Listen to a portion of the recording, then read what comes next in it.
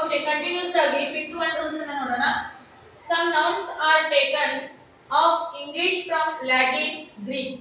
ಕೆಲವೊಂದು ನಾಮಪದಗಳನ್ನ ಈ ಇಂಗ್ಲಿಷ್ ಭಾಷೆಯಲ್ಲಿ ಏನಪ್ಪಾ ಅಂತಂದ್ರೆ ಲ್ಯಾಟಿನ್ ಮತ್ತು ಗ್ರೀಕ್ ಭಾಷೆಯಿಂದ ಎರವಲವಾಗಿ ಪಡ್ಕೊಂಡಾರ.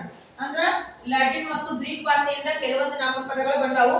ಅವುಗಳಿಗೆ ನಾವು ಏನ್ ಮಾಡ್ತೀವಪ್ಪ ಅಂತಂದ್ರೆ ಸಚ್ ಫಾರಿನ್ ನೌನ್ಸ್ ಎಂಡಿಂಗ್ ಇನ್ ಓ ಟೇಕ್ ಎಸ್ ಇವನ್ ಅಂತ ಫಾರಿನ್ ವರ್ಡ್ಸ್ ಗಳಿಗೆ ನಾವು ಕಂಪಲ್ಸರಿ ಆಗಿ ಏನನ್ನ ಆಡ್ ಮಾಡ್ತೀವಿ ಅಂತಂದ್ರೆ ಇಲ್ಲಿ ಎಸ್ ಅನ್ನ ಆಡ್ ಮಾಡ್ತೀವಿ. ಬಿಫೋರ್ ಕಾನ್ಸೋನೆಂಟ್ ಇದ್ರೂ ಕೂಡ ನಾವು ಇಲ್ಲಿ ಎಸ್ ಅನ್ನ ಹಚ್ಚಂಗಿಲ್ಲ. Because this is a foreign words. ಇವು ಯಾಕಪ್ಪ ಅಂತಂದ್ರೆ ನಾವು ಇಲ್ಲಿ ಕನ್ಫ್ಯೂಸ್ ಮಾಡ್ಕೋಬಾರ್ದು. ಇಲ್ಲಿ ಪಿಯಾನೋ, ಈ ಪಿಯಾನೋಕ್ಕೆ ಏನೈತಿ ಎನ್ ಅಂತಕ್ಕಂಥದ್ದು ಕಾನ್ಸೋನೆಂಟ್ ಐತಿ. ನಾ ಈ ಕಡೆ ನಿಮಗೆ ಫೋರ್ತ್ ಅಂಡ್ ರೂಲ್ಸ್ ಅಲ್ಲಿ ಹೇಳಿದೆ, ಕಾನ್ಸೋನೆಂಟ್ ಸೌಂಡ್ ಬಂದಾಗ ಏನ್ ಬಳಸಬೇಕು, ಎಸ್ ಅನ್ನ ಬಳಸಬೇಕಂತ ಹೇಳಿದ್ದೆ ಕಾನ್ಸೋನೆಂಟ್ ಬಂದಾಗ. ನೆಕ್ಸ್ಟ್ ಒನ್ ಬಿಫೋರ್ ಓವೆಲ್ ಬಂದಾಗ ಅವಾಗ ಎಸ್ ಅನ್ನ ಬಳಸಬೇಕಂತ ಹೇಳಿದೆ. ಆದ್ರೆ ಇಲ್ಲಿ ಕಾನ್ಸೋನೆಂಟ್ ಐತಿ ಪಿಯಾನೋ ಎನ್, ಆದ್ರೂ ಕೂಡ ನಾವಿಲ್ಲಿ ಎಸ್ ಅನ್ನ ಮಾತ್ರ ಬಳಸ್ತೀವಿ ಪ್ಲೂರಲ್ ಫಾರ್ಮ್ ಮಾಡುವಂತ. ಯಾಕಪ್ಪ ಅಂತಂದ್ರೆ ಇವು ಗ್ರೀಕ್ ಮತ್ತು ಲ್ಯಾಟಿನ್ ಭಾಷೆಯಿಂದ ಇಂಗ್ಲಿಷ್ ಭಾಷೆಗೆ ಬಂದಿರತಕ್ಕಂತ ವರ್ಡ್ಸ್ ಗಳಿರೋದ್ರಿಂದ ಇಲ್ಲಿ ನಾವು ಏನ್ ಮಾಡ್ಬೇಕು, ಓನ್ಲಿ ಎಸ್ ಅನ್ನ ಆಡ್ ಮಾಡಬೇಕು. ಓಕೆ, ಎಕ್ಸಾಂಪಲ್ ಅನ್ನ ನೋಡೋಣ. PIANOS pianos. Next one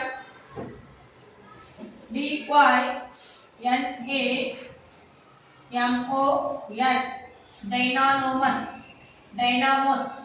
Next one PHOTOS photos. ESKIMOS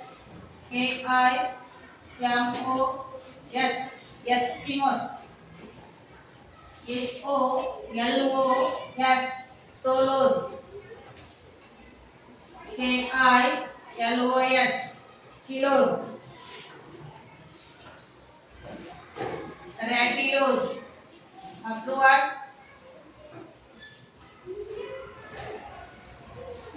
commandos.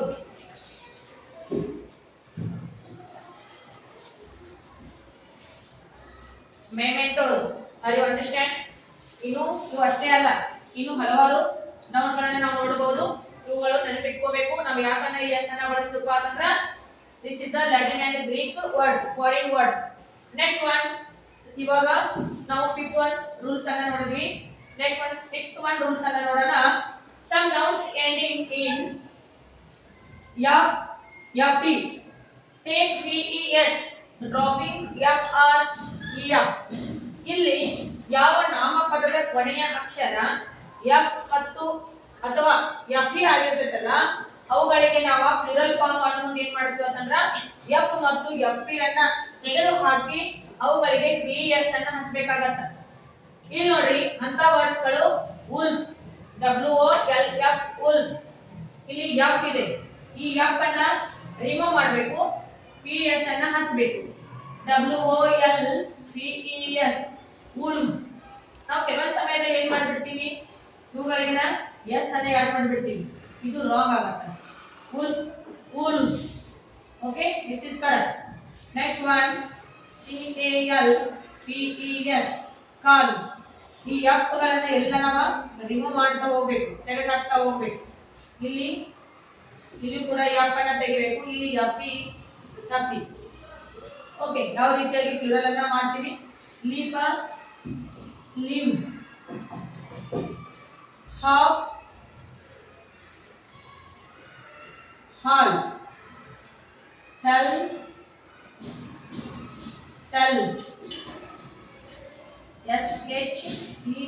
SHELF shelf ಐತಲ್ಲ ಅದು ಕೂಡ cells.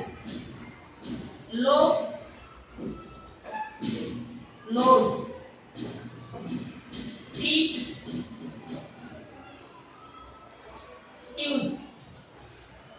wives,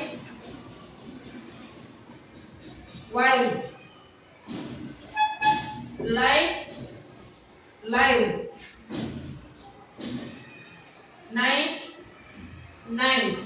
ಅಂಡರ್ಸ್ಟ್ಯಾಂಡ್ ಆಯ್ತಲ್ಲ. ಇಲ್ಲಿ ನಾವು ಎಫ್ ಮತ್ತು FE ದಿಂದ ಕೊನೆಗೊಂಡಿರ್ತಕ್ಕಂಥ ನಾಮಪದದ ಮುಂದ್ಗಡೆ ಇಲ್ಲಿ ಪ್ಲೂರಲ್ ಮಾಡೋ ಮುಂದೆ ಏನ್ ಮಾಡ್ತೀವಿ, ಎಫ್ ಮತ್ತು FE ಅನ್ನ ರಿಮೂವ್ ಮಾಡಿ ಇಲ್ಲಿ PS ಅನ್ನ ಆಡ್ ಮಾಡ್ತಾ ಹೋಗ್ತೀವಿ. ಓಕೆ, ನೆಕ್ಸ್ಟ್ ಒನ್ ನೋಡೋಣ. Seventh one, S is added to some nouns ending in F or FE. ಕೆಲವೊಂದು ನಾಮಪದಗಳ ಮತ್ತೆ ಎಫ್ ಮತ್ತು ಎಫ್ ಇ ಇದ್ರೂ ಕೂಡ ನಾವು ಏನನ್ನ ಮಾಡ್ತೀವಪ್ಪ ಅಂತಂದ್ರ ಓನ್ಲಿ ಎಸ್ ಅನ್ನ ಆಡ್ ಮಾಡ್ತೀವಿ. ಅಂತಹ ಕೆಲವೊಂದ ನೌನ್ಗಳನ್ನ ನಾವು ನೋಡೋಣ. ಇವು ಕಂಪಲ್ಸರಿ ನೀವು ನೆನಪಲ್ಲೇ ಇಟ್ಕೋಬೇಕು. ಇವಾಗ ನಾವು ಕಂಪಲ್ಸರಿ ಆಗಿ ಏನ್ ಮಾಡ್ತೀವಪ್ಪ ಅಂತಂದ್ರ ಎಸ್ ಮಾತ್ರ ಆಡ್ ಮಾಡ್ತಾ ಹೋಗ್ತೀವಿ.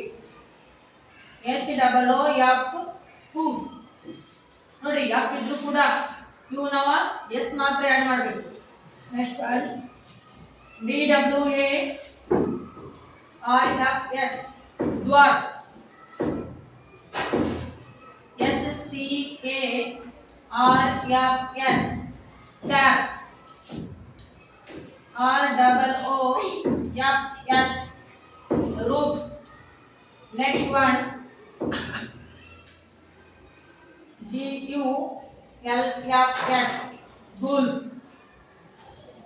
P R double O F S troops, C L I double F S clips, S A F E S states. Afterwards B E L I E F S beliefs. Last one handkerchief, ಇಲ್ಲಿ H A N D K E R C H I E F S handkerchief. ಇಷ್ಟೇ ಅಲ್ಲ etcetera ನೋಡಿ. ಇವುಗಳಿಗೆ ನಾವು compulsory ಆಗಿ F ಮತ್ತು F E ಇದ್ರೂ ಕೂಡ ಎಸ್ ಅನ್ನ ಆಡ್ ಮಾಡಿದೀವಿ. ಇಲ್ಲಿ ಏನಪ್ಪಾ ಅಂದ್ರೆ ಈ ಕಾಲಮ್ ಅಲ್ಲಿ ಬರ್ತಕ್ಕಂಥವ ಎಫ್ ಅಥವಾ ಎಫ್ ಇ ಇದ್ದಾಗ ನಾವು dropping F R E F. Next one ಕ್ಯಾಡ್ V S. This one are examples. ಇವುಗಳಿಗೆ ಎಕ್ಸಾಂಪಲ್ ಗಳನ್ನ ಕೊಟ್ಟು ಎಕ್ಸ್ಪ್ಲೇನ್ ಮಾಡಲಾಗಿದೆ. ಅದೇ ರೀತಿಯಾಗಿರ್ತಕ್ಕಂಥ ಇವು ಅಷ್ಟೇ ಅಲ್ಲ, ಸಾಕಷ್ಟು ಇದೇ ರೀತಿಯಾಗಿರ್ತಕ್ಕಂಥ ಪದಗಳು ನಮಗ ಬರ್ತಾವು. ಬಟ್ ನೀವು ಇವುಗಳ ರೂಲ್ಸ್ ಗಳನ್ನ ತಿಳ್ಕೊಂಡ್ರಪ್ಪ ಅಂತಂದ್ರ ಯಾವುದೇ ರೀತಿಯಾಗಿ ಬಂದಿರತಕ್ಕಂಥ ಸಿಂಗ್ಯುಲರ್ ನೌನ್ಸ್ ಗಳನ್ನ ಪ್ಲೂರಲ್ ಆಗಿ ಚೇಂಜ್ ಮಾಡಬಹುದು. ಓಕೆ, ಗೊತ್ತಾಯ್ತಲ್ಲ? ಇನ್ನು ಉಳಿದಿರ್ತಕ್ಕಂಥ ರೂಲ್ಸ್ ಅನ್ನ ನಾಳೆಯ ಒಂದು ಕ್ಲಾಸ್ ಅಲ್ಲಿ ನಿಮಗೆ ತಿಳಿಸ್ತೀನಿ ಅಂತ ಹೇಳ್ತಾ ಇವತ್ತಿನ ಕ್ಲಾಸ್ ಅನ್ನ ಮುಗಿಸ್ತಾ ಇದ್ದೀನಿ. Okay, thank you.